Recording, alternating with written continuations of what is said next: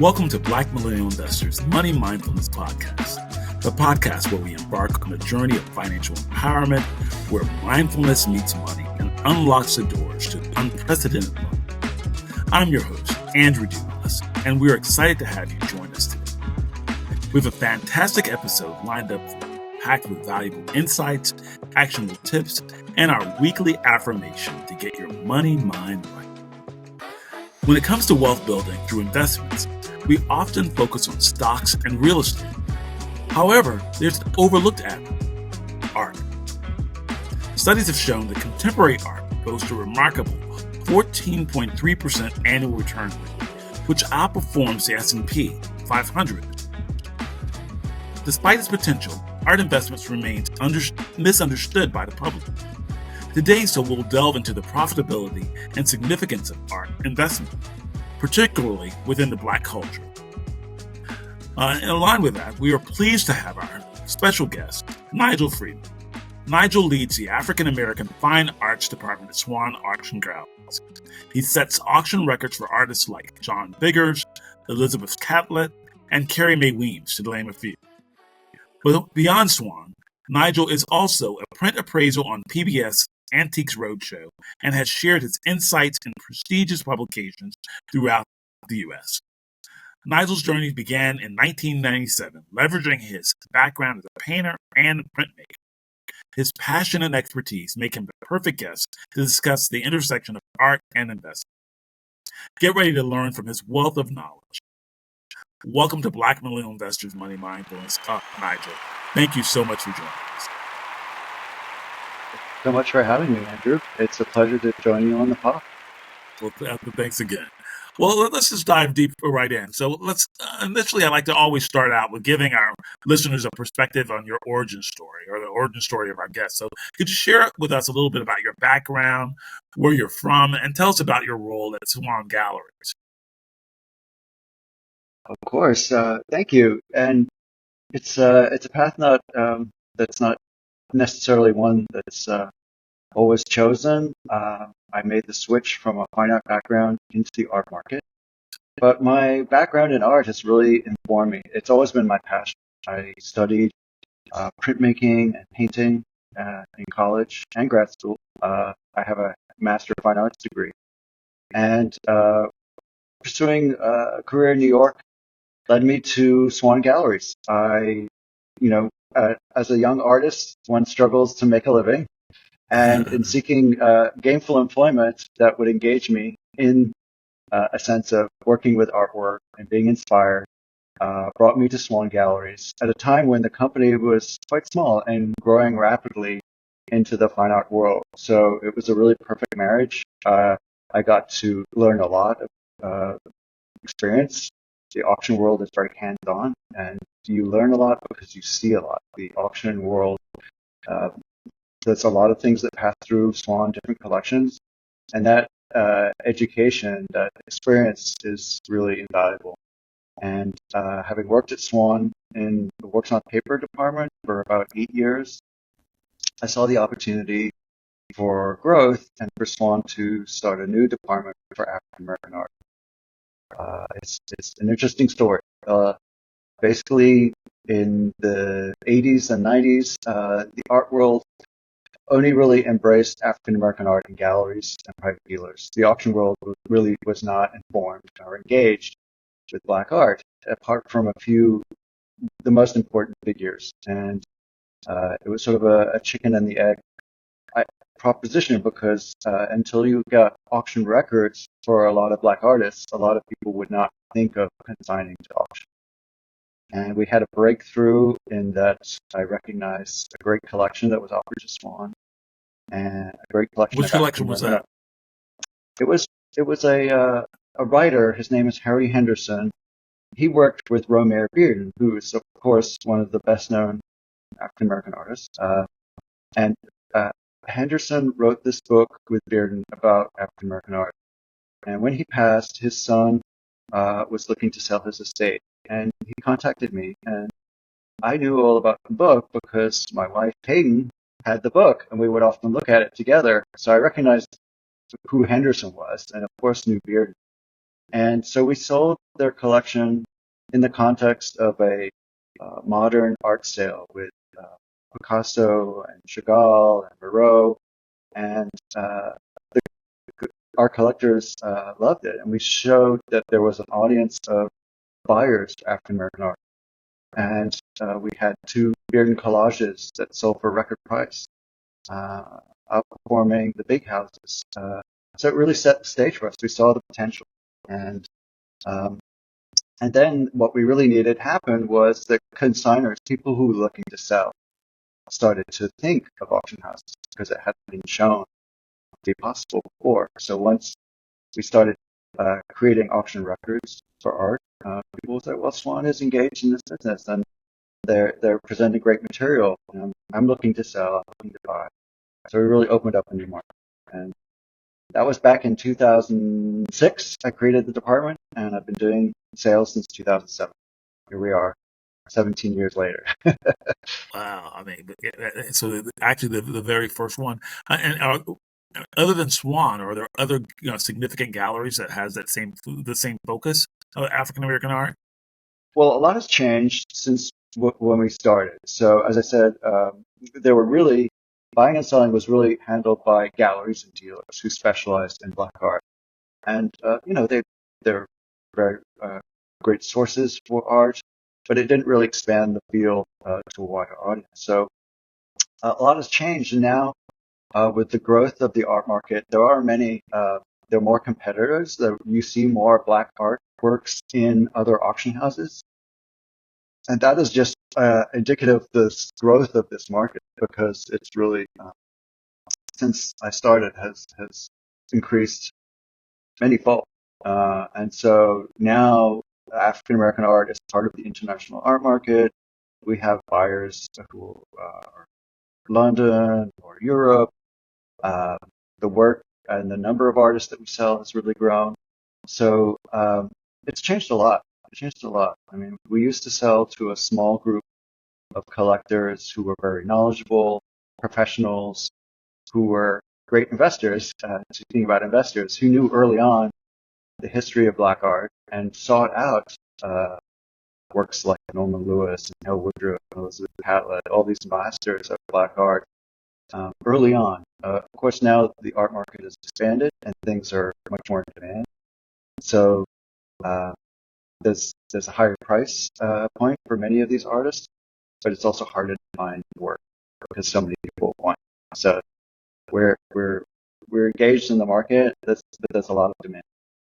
Well, and so when you talk about just the market and where Swann, you really underscored how this is a crucial segment, department, if you will, for Swann Galleries. But are your buyers traditionally, as I see it, since I'm not a quote collector yet, Mhm. but I used to think it was really primarily institutional investors, institutional buyers that really had the capacity and frankly the bank account to be able to access this type of art. So I'd love to hear your perspective of how does the your average uh, investor, or your mom and pop investor, neighborhood investor, how do they begin? How do they compete to even get into this space? Well, I love your perspective there. yeah, absolutely. The great thing about where I work and auctions and the space in our market, the secondary market where people are buying and selling things that have, uh, it's not a gallery where we're representing artists. We're selling works that have been often collected for uh, decades or a generation. So the exciting thing about this area was it was open to a lot of collectors. So it wasn't actually just the realm of big buyers and institutions. These are knowledgeable collectors who are investing in the art. The thing about auction is you're buying work that is, if you have the knowledge, you can identify the work that you like and see its potential. At auction, the price range is typically uh, more accessible than galleries or dealers.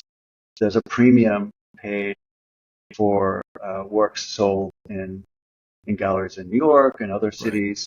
So as the market has changed, auctions is a great opportunity for people to find works, and the price point is broad. I mean, we encourage and we want to engage with new collectors, and so there are works available from $1,000 up, and there's lots of areas that are open to collectors who are looking to begin. Things that are accessible, whether it's works on paper, editions, those are prints, multiples, lithographs, etchings, original works by artists, or contemporary art. There's a lot of young artists whose works are, their market is just growing. They're just developing. So the thing about auction is, when you buy at auction, in the past, before we started, auctions were mostly frequented by dealers. So dealers were taking advantage of this work coming to auction, and then they would bring it in, buy it at auction, and then often would sell it in their gallery at a significant markup. But with the internet has really opened the world, not just in African American art, but all across the world. Auctions are available to people. The information is there. And with some knowledge and planning, you can find things at auction and buy things directly. So we're kind of opening the playing field. That's really been the power of auctions, is that the information is available to a much broader audience. And if you educate yourself, you can find things at auction that you would find only in small galleries, 40 years ago, before the internet really grew. I like that comment, educate yourself. And so, as a new quote investor, new Mhm, curator or collector, if you will, of art, unlike the other typical investment, we here at Black Women Investors, Money Mindful, we look for tools to help people to understand their investment choices. So I'd love to hear just a little bit more about how do they go about getting educated on a respective process. I mean, I know what I like visually. I know what I mhm, like, feel that it inspires me or evokes a sense of me. mhm, But it's hard for me to put a evaluation, if you will, mhm, on things that I like, or because I don't have I'm a numbers guy, so I can look at patterns and growth in traditional mhm. real estate or stock or other traditional investment markets. So, how would you suggest for our listeners or individuals to educate themselves to not only be passionate about that object of your desire, if you will, but how do you know from a valuation perspective, am I bidding the right Sure. place, or Yeah. are there tools or resources out there to help them to make Right. those decisions? Right. So there's a number of ways that you can uh, engage first in the market, uh, find the work that appeals to you, and then as a collector, look at it also from an investment standpoint. So the art market is very broad, and there's a number of ways that you can go to look for art and engage in art, and at least get introduced to things that you might think of collecting. So in addition to traditional going to galleries and museums, there's also art fairs and places where a lot of work is presented in a context. And so you can really start, I would suggest people start looking at work without necessarily thinking, oh, this is the place where I want to buy it, but find the places and the artists that they're interested in. And the internet also is a big tool in that area, because uh, there's such a broad range of material. So you can find work, at galleries presenting their works at art fairs. Auction houses also have previews of their sales. So you can go to a preview. It's an exhibition before the sale. And auction houses have these basically open houses. And you can go there and you can talk to the specialists. You can say, well, tell me more about this artist. I really like it, but I don't know about their market, or I don't know what people are really looking for. Is this, an indicative work? You want to identify artists that you engage with, and then you want to learn more about their work. Is this work typical? Is this a work or period that they're engaged in, or they're contemporary artists? Um, this is something that they're invested in, the artists themselves, and you can join museum groups. Museum groups have collector groups. There's many organizations that engage collectors, with artists. They go to studio visits, they go to art fairs.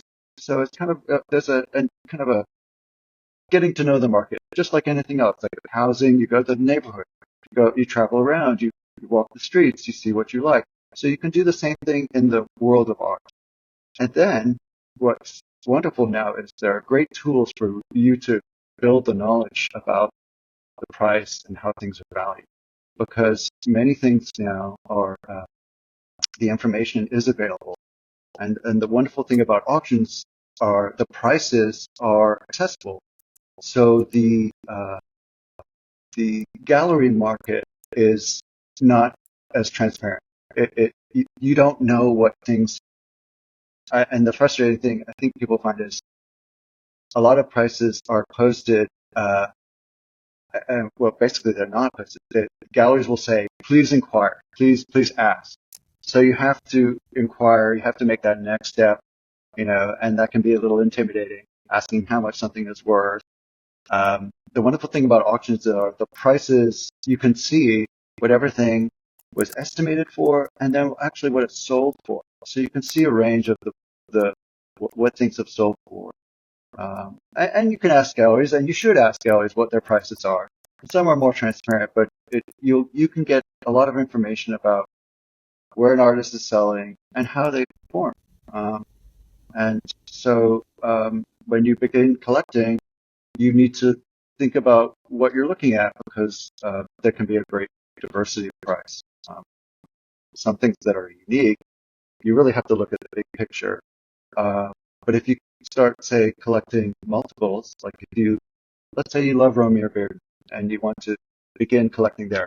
Yeah. He's great, right? So he did a lot of great work that are editions. They're original works that were done by Romeo Bearden, but they're lithographs or they're etchings and they're screen prints, and those works are done in editions. So if you see something from that edition in the market, you can probably find another one, and then you could compare apples to apples instead of apples to oranges. You can start to see what things are selling for. So there's a classic Romeo Bearden print called the Family. It's a wonderful print. It's very iconic. It's an important print. And you can look on an auction online and you say, oh, well, this sold last year at Swann for this amount. And then 2 years ago, it sold for this amount. So I can see where the prices are. They might be quite stable, or there might have been, changes. So it's engaging, finding something you're interested in. And then it's a journey to find out a little bit more information. But it's similar to other areas of investing and collecting, whether it's houses or cars. Art's not that distant. Now, but is there a central repository? I know you said we can go to like the Swann and look at the estimate and what they sell for. Mm-hmm. Is there a centralized repository where where people can go to say, hey, I'm interested in this.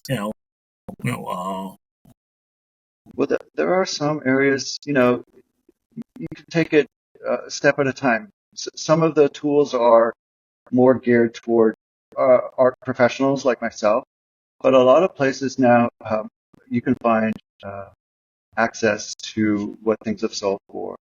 So just like take an auction house like Swann or some of the other larger auction houses. With a simple search, you can see all the works they've sold by one artist. So just say let's say you're really interested in a contemporary artist.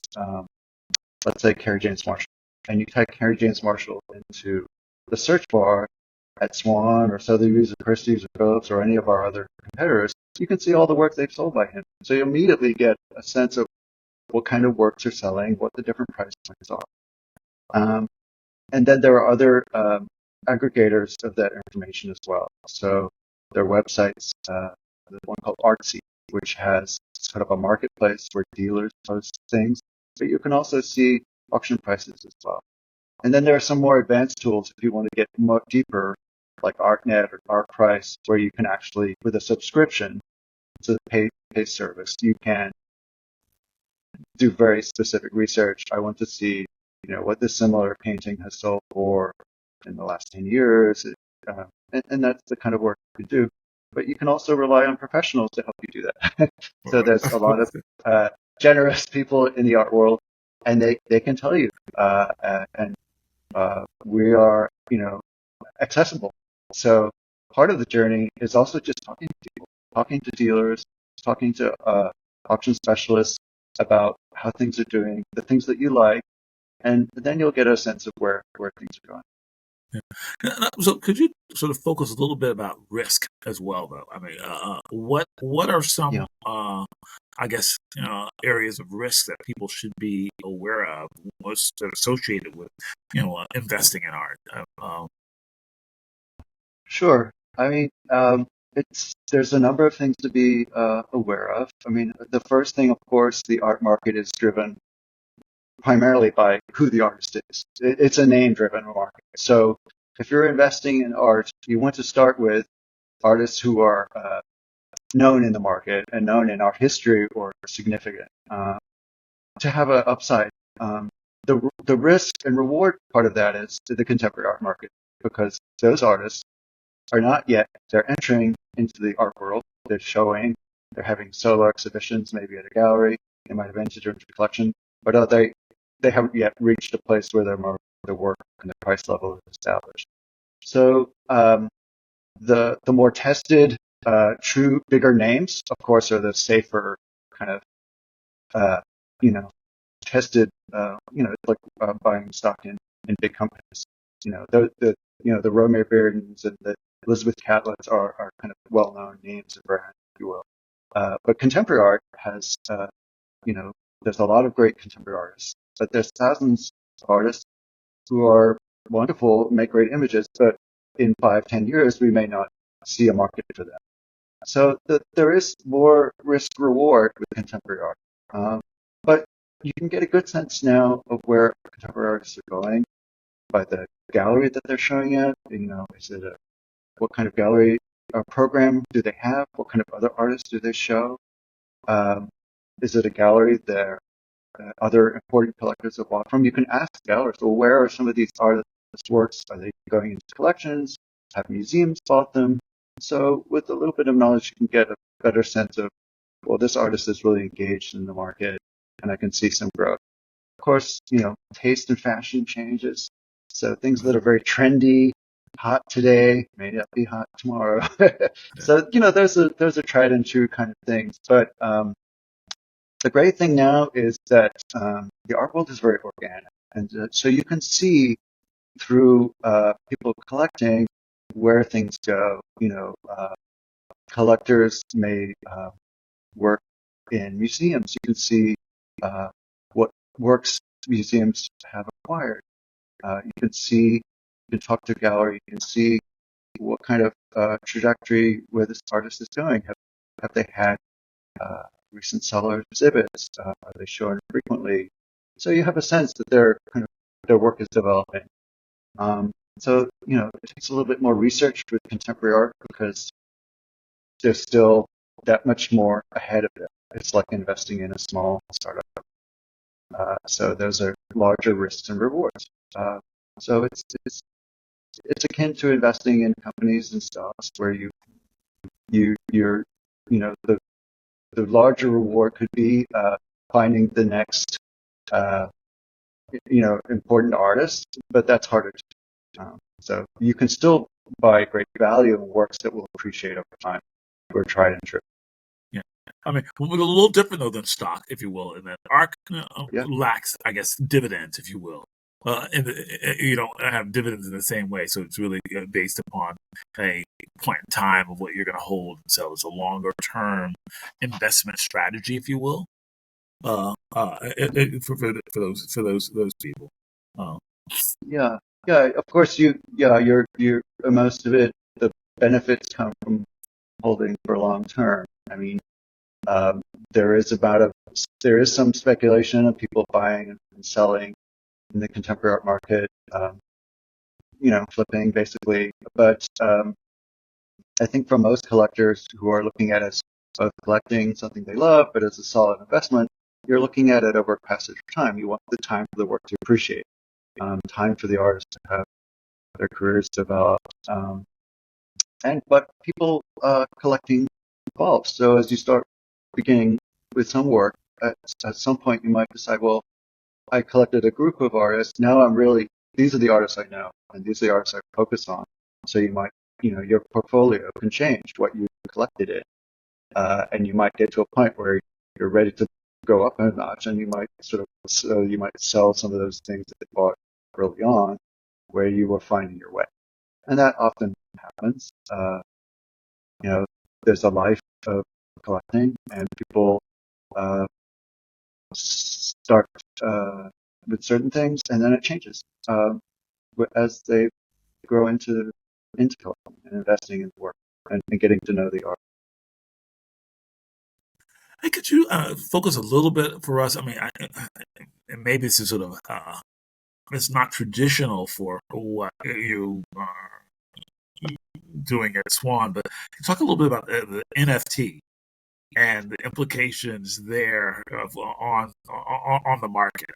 I'd love to hear about that perspective for some of our listeners. Well, NFT is a new.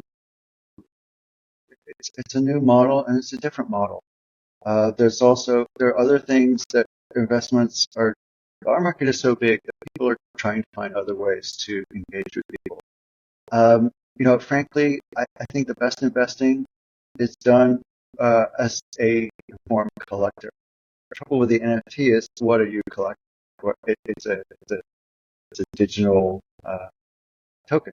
It's Right. not tangible. So it's essentially like buying stock, and they're not based on something that is solid. It's not backed by anything. So it's really outside of my experience. I think that one would have to be very careful what you invest in, because there's like all sorts of investing today. There's if it's not, there's less intrinsic value there. The great thing about art is it is a wonderful work of art. It has Right. intrinsic value. Tangible. And so you're investing in something tangible that can be passed down and admired, that you can enjoy in your home. People don't hang stock certificates on their walls. You can enjoy art. It's really beautiful, and it's a powerful way of engaging with people to talk about your interests in your collecting. So I, the non tangible functions and tokens and crypto is really out of my experience. I'm really invested in things that I can touch and that we can look at. And you're missing out on this wonderful opportunity is the journey of engaging with other people, artists as well as other collectors. And there's a whole community there of people who support art. You can go to art gallery openings and meet other collectors. And you're not going to get that with an NFT. Yeah, exactly. Yeah. Yeah. So I think I it's a like real working the risky artists because the a risky proposition as well. I think so. Yeah. I mean, it's early days, and we've already seen like amazing like things go up and then come right And down. crash Like a down, lot of exactly. yeah. So I mean, I think a wise investor will be looking for things that have demonstrated value, and as art is a cultural object, and you alluded to that earlier.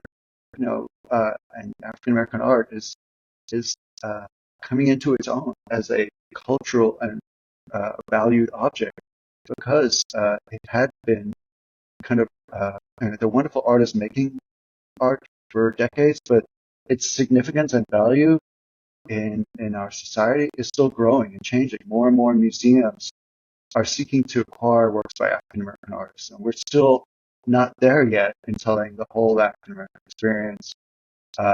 It's changing, it's getting better, but the great thing about buying artists, you can support artists, you can support makers, and you can make a great piece. Right. Well, I mean, so from your perspective, how does highlighting African American art impact not only minority collectors, but also, I mean, impact the broader human experience? So I'd love to, from your perspective and Swann's perspective, what's your thoughts there?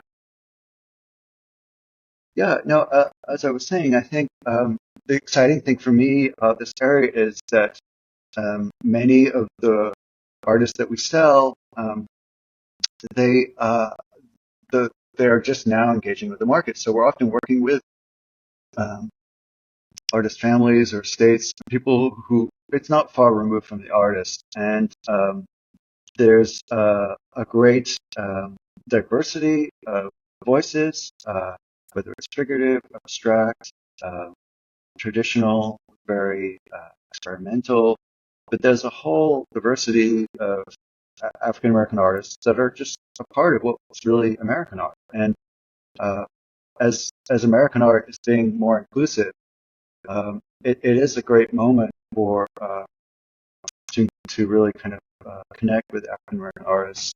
Um, some of our greatest American artists are Black artists. That's just part of who we are as a country. Some of our great makers are great artists. So I think it's an exciting area still to collect, and there are things that are still coming into their own value. I mean, there's been some artists who've changed very dramatically in value. So if you're part of an early group of artists, you never know what could happen. I mean, um, there's a great Philadelphia artist who started in the 70s, and people supported his work here, and I have seen his work in the homes of lawyers and doctors, and and I'm talking about the artist is Barclay Hendricks, and his work is now he's gone from when I started at Swann. This is a great example. He's an amazing artist, beautiful painter.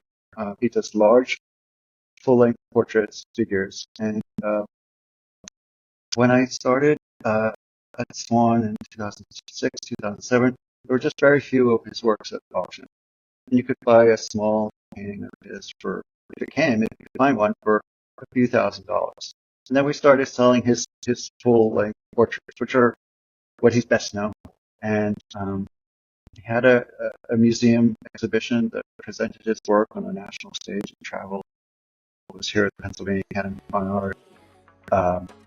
And Swann sold one of his first full-length portraits at auction and sold for over $100,000. And today, those paintings, that market quickly changed. He got represented by a very exciting New York gallery, which has a lot of great picture artists. And now today, those paintings, the same paintings, are selling in 7 figures. They've shot up in great value. He's in museum collections. He just had another museum show and just traveled the country. And he was a talented artist who was showing here locally, and some fortunate people just responded to the work and had them in their homes, and in the end it paid big dividends. So that is not going to happen for a lot of artists, but it just shows you, if you look for great art quality that works speak to you, you never know what to do. Well, Nigel, it's in your role as the African American Fine Arts Department. I am struck a little that you present, if you will, as a white American, and I'd be interested in your perspective of how does your racial identity inform your value perspective and your embrace and championing, if you will, of African American art. Yeah, of course, and it's a very good question. And when I started, that was an obvious question, like why you involved? What's your connection? It comes from my background. It comes from appreciation of the arts. When I studied art in college, some of my best friends are Black artists and makers, so I was aware of some of these works, some of these artists, and then being a part of a Black family and community. My wife is Black, and seeing through Peyton's auntie giving her this book, I learned about Henderson. So being open and learning about an area that I wasn't seeing in many art books and museums. I was fascinated early on, and I wanted to learn more. And then the more I learned, the more I could see that a lot of auction houses and a lot of people just didn't have the curiosity, didn't have the understanding or the passion for the art. And I think so. It's about a mixture of my background in visual art as an artist, my connections to the Black community, through friends and family, and then also being aware at Swann Galleries of how underserved and underrepresented many of these artists were in the market, and leveraging that knowledge and that passion of mine into developing this field has been a wonderful journey. I'm blessed, and it's been a great experience, and I've made some wonderful friends, collectors, artists along the way, and I've always tried to be a student of it, to learn more, and to uh, really make it about the artist. I think if you detach too much the monetary value from the art and the maker, then you do lose some of the cultural value, and that's totally wrapped up in elevating Black art. It's elevating not just its monetary value, but its cultural significance, and that was kind of the idea with my department, African American art. We took great steps to work, get the understanding of collectors, to engage, and we have a big clientele now of museums and institutions and curators who want to see more of these artists in their collections, so they speak to the Black audience and people across the country. A lot of people used to go into museums and say, well, how does this relate to my? And now we're changing that. We're seeing that in galleries and auction houses and museums.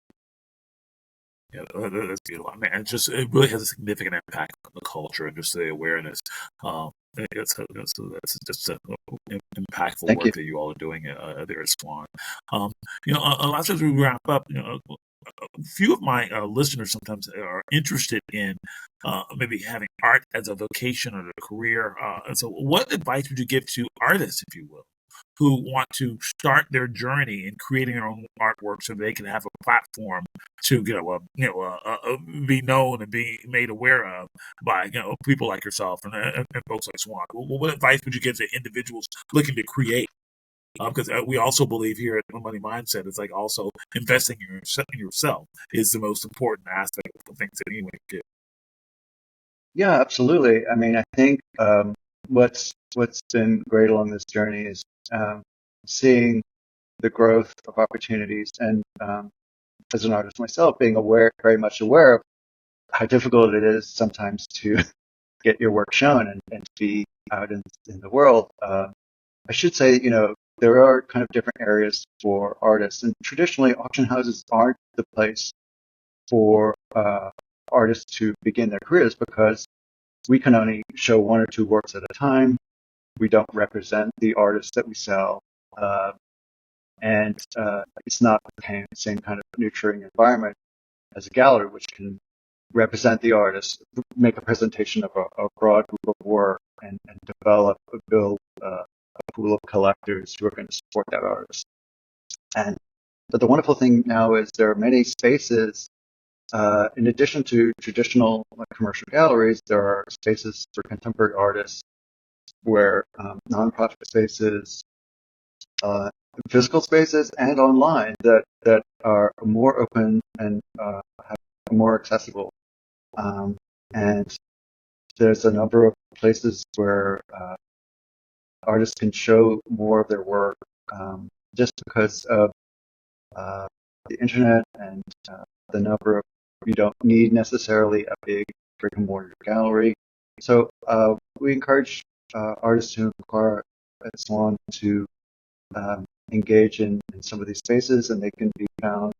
There are also art jury shows, exhibitions that are open, and there's a lot of those opportunities now.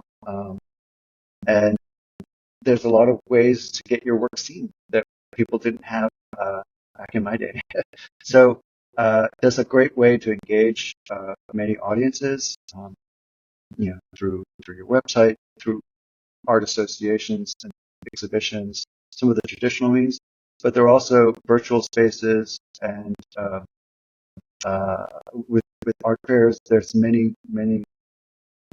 There's just a great demand now to see more. Like the art fairs have grown and grown, and you can see if you have the opportunity to go to like Art Basel, Miami, one of the biggest art fairs in the world. That's the big show, the big fair. But if there are many, many tiers of other fairs that are part of that whole week happening, and you can really see dealers from many parts of the country, some of these other spaces, which are really incredible, showing young artists. Sure, it's not just the blue chip main galleries, it's a big fair, but art fairs have really opened up the world, and people like to go to them because it's a lot of art in one place. And so you can meet the artists often. They're often there in addition to the dealers. You can see a lot. So participating in art fairs, and other digital platforms for showing art has changed the game for a lot of young. Right. Yeah, I mean, Art Basel definitely a great place for if you have an opportunity to take a look there and spend time there. It's you're overwhelmed. And what was so impressed this last year, just a representation of the culture, if you will. There was so many Black artists or artists that identify as African American, African diaspora represented there, which was just really impressive. Well, Nigel, we're at the close of our time, so I'd like to just give you one last any last advice you'd like to give for our listeners on investing as an art, and like basically when should they begin? And I know you've told us how meaning educate yourself is one. Understand what you like, understand what you love and you're passionate about. Educate yourself. Any other last pieces of advice for our listeners? I would say to go out there and talk to people and see, reach out to us, reach out to me. I'm the head of fine art at Swann. I work with great specialists in different departments, and we're all available. You can actually reach us on the phone, but go to an auction exhibition, go to a preview. There's no commitment. You don't have to bid on anything. But if the more you look and the more you go, I think you'll really learn a lot. And it's just a wonderful community. But don't be afraid to ask. That's what I would say. Reach out to us, and we'll share what we know. That's beautiful. Okay, so Nigel, how can our listeners get in touch with you? Give us the website as well as any Instagram website or social media contact. What would that information be? Yes. Well, thanks. Yeah, thank you for that. The best way to reach me and my colleagues in this field is at our website, which is swanngalleries.com. That's SWANN, two N's in Swann, galleries, plural.com. And you connect to us by phone, email. You can send us messages through the website. You can ask us about a work you have. It may be something you've collected along the way. It'll be a beginning. See what's showing. Look, see what's coming up, and also see what's something that if you have an artist you like, see what we've sold. But we look forward to talking to your audience and anyone else who's interested. Well, beautiful. Well, thank you so much, Nigel. Thank you for your time. Yeah. We really appreciate just your service, and we appreciate you uplifting the culture, if you will, by having a platform for letting people be knowledgeable and aware of the importance of African American art. So for all you do and all your team at Swann Galleries, we give you kudos. Thank you so much. Great. It's been a pleasure. Yeah, it's been. Okay. Great. Thank you. Oh, thank you for having me on, and we look forward to seeing you soon. Okay, great, Nigel.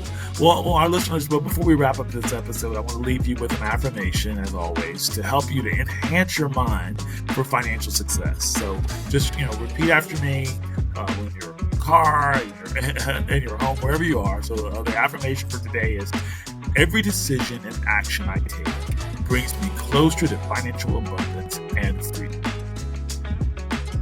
Once again, the affirmation is, every decision and action I take brings me closer to financial abundance and freedom. And so listeners, by incorporating this affirmation to your daily routine, you can reinforce positive mindset habits that will support you in your financial journey. Whether your journey includes, traditional stock, real estate, but as now today you've learned about art as a tool as well. So there's a myriad of activities where you can invest, but also the most important concept is investing in yourself by educating yourself, by reaching out to people or knowledgeable experts in areas that you're interested in. And don't be afraid, as I just said, ask questions. There's nothing that you can't ask someone that. There's no penalty for asking any questions. So we just support you in your journey.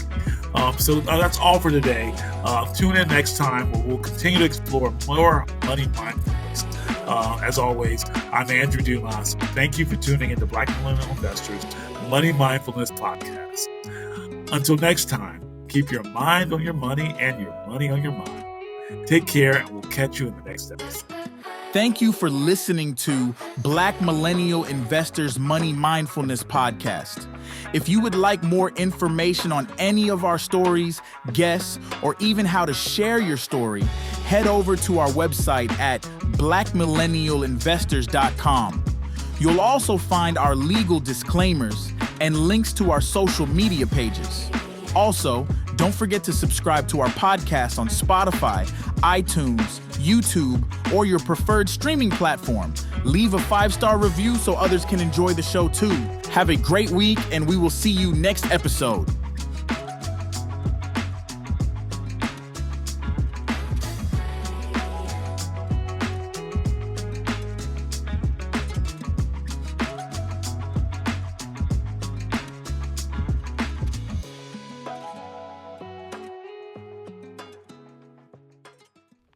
Welcome back, everyone, and I hope you enjoyed this episode of Money Mindfulness.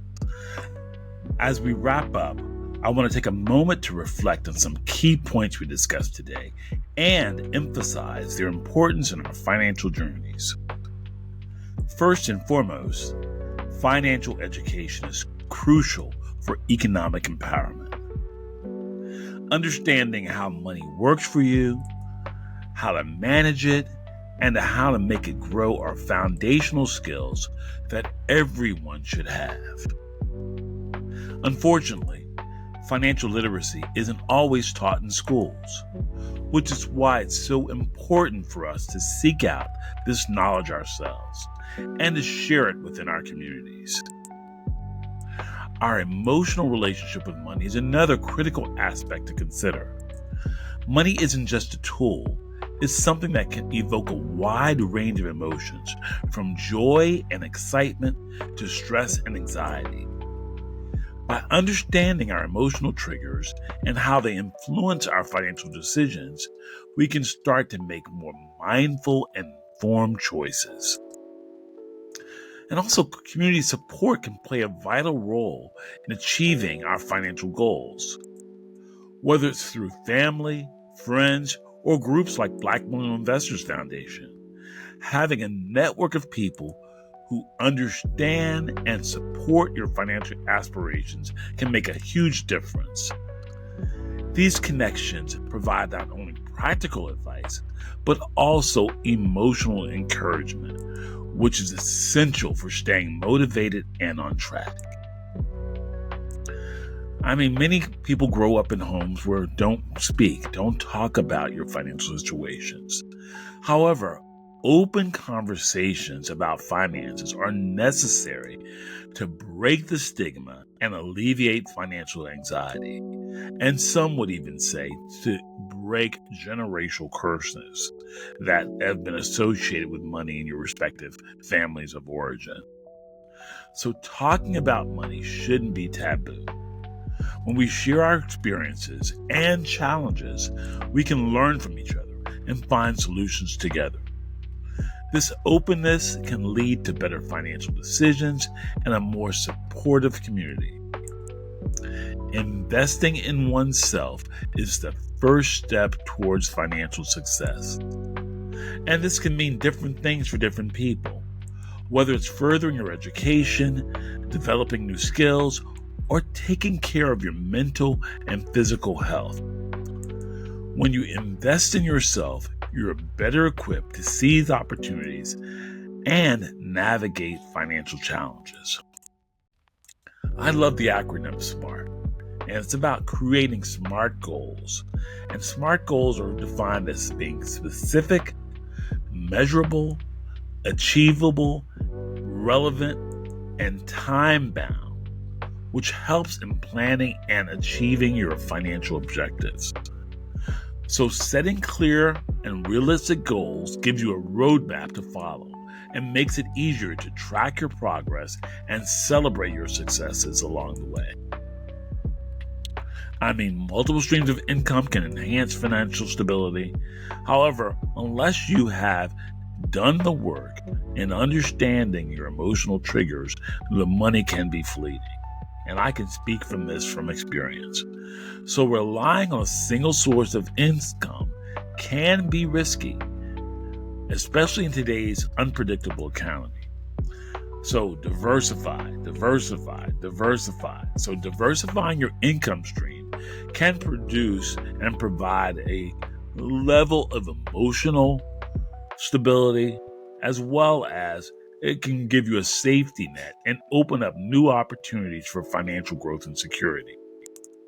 But some of the key elements that you need to always consider are budgeting and tracking your expenses, which are essential for maintaining financial health.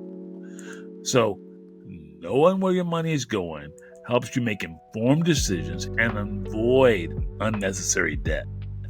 It's a simple yet powerful habit that can lead to significant improvements in your financial situation. And finally, mindset shifts can lead to significant changes in financial outcomes. Believing in your ability to achieve financial success, staying positive, and being open to learning and growth are all crucial for making lasting changes. You see, your mindset can either be a barrier or it can be a catalyst for your financial goals. And so try to choose a mindset that is a catalyst. So now let's talk about some practical steps you can take to improve your finances. 1, create a budget. Start by listing all your income sources and expenses. Categorize your spending and identify areas where you can cut back. And then stick to your budget to ensure you're living within your means.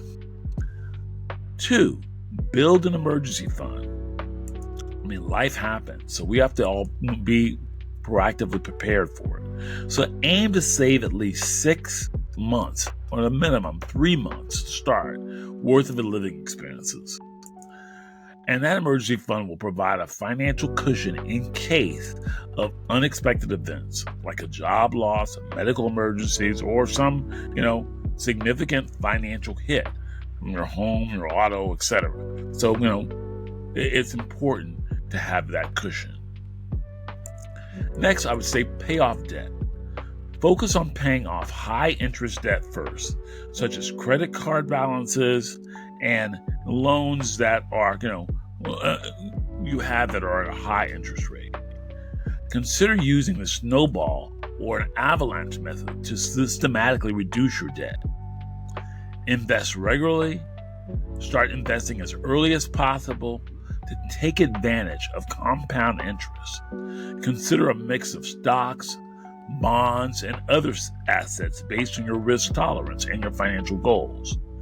And those savings could also be in the form of, if you're starting out, and just a CD at your local bank or credit union, certificate of deposit that will give you a set return. That's very low risk. And so if you're just starting out, maybe a CD is the best place to start. But look for other alternative solutions to invest your resources. And next, I would say automate your savings. Set up an automated transfer of your savings account to ensure that you're consistently saving and investing without having to even think about it. It becomes on autopilot. And so you're not worried about it, you're not thinking about it, and it's just always there. And then educate yourself. Continuously seek out financial education resources, read books, attend workshops, listen to podcasts, and finally, follow reputable financial blogs to stay informed.